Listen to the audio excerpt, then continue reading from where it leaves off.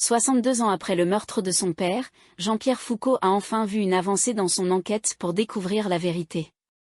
Jean-Pierre Foucault, figure emblématique de la télévision française, a récemment vécu un moment particulièrement émouvant. On ne présente plus l'animateur, qui a marqué des générations à travers des émissions cultes telles que Sacrée Soirée, qui veut gagner des millions et l'incontournable concours Miss France. Il a récemment récupéré un document précieux lié à un événement marquant de son adolescence. Jean-Pierre Foucault, connu pour son sourire éclatant et son humour, cache une histoire personnelle profondément douloureuse. Son parcours professionnel, bien que couronné de succès, a toujours été marqué par cette épreuve difficile. Malgré cela, l'animateur n'a jamais perdu son optimisme ni son envie de divertir. Aujourd'hui âgé de 76 ans, il continue d'enchaîner les projets, entre la présentation de Miss France et des apparitions ponctuelles à la télévision, pour notre plus grand plaisir. Toutefois, l'animateur sait aussi dire quand ça ne va pas. Dernièrement, c'est le tweet de Rachida Dati qui l'a fait exploser après la mort de Michel Blanc. À 76 ans, l'animateur se lance même des challenges, devenir acteur. En effet, ce n'est pas en tant qu'animateur qu'il revient sous les projecteurs, mais dans la peau d'un comédien pour la première fois de sa carrière. Jean-Pierre Foucault fait ses débuts d'acteur dans Meurtre sur la Côte Bleue, un polar diffusé sur France 3.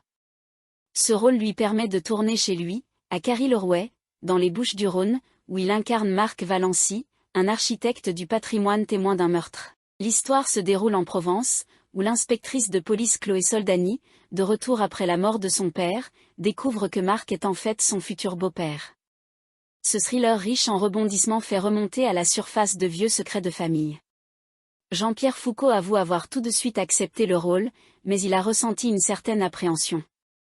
Dès que j'ai donné ma réponse, je me suis dit « Pourquoi as-tu dit oui ?» a-t-il confié aux Parisiens. Pour lui, improviser devant la caméra pendant des années lui semblait plus facile que d'apprendre un texte. Ainsi, pour se préparer, il a travaillé son rôle avec le fils du comédien Jean-Marc Thibault, à Marseille. Jean-Pierre Foucault espère que les téléspectateurs sauront oublier l'animateur et voir en lui le personnage de Marc Valency le temps du téléfilm. Mais ce n'est pas tout. Il prévoit de présenter Gladiator, une nouvelle émission pour TF1, et sera une fois de plus à la tête de l'élection de Miss France en décembre, une tradition qui dure depuis 30 ans. Je suis un retraité très actif, plaisante-t-il. Cependant, derrière son éternel sourire, l'animateur cache une blessure profonde, la mort tragique de son père, assassiné lorsqu'il avait 14 ans. Ce drame a marqué sa vie, comme il l'a révélé dans Un dimanche à la campagne. Après des années de silence, Jean-Pierre Foucault a récemment obtenu de nouveaux éléments sur les circonstances de ce meurtre grâce à l'intervention de Patricia Mirallet, ancienne secrétaire d'État aux anciens combattants.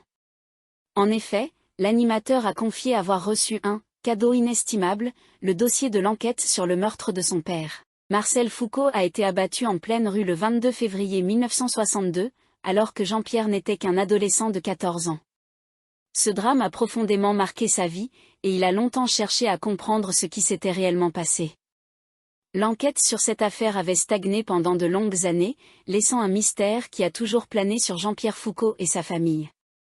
Grâce à Patricia Mirallet, qui avait promis de l'aider à retrouver des informations sur le décès de son père, l'animateur a enfin eu l'espoir de découvrir la vérité. Grâce à ses efforts, Jean-Pierre Foucault a pu obtenir des documents officiels, notamment le procès-verbal du décès, le rapport de police et des informations sur les activités de son père pendant la Résistance.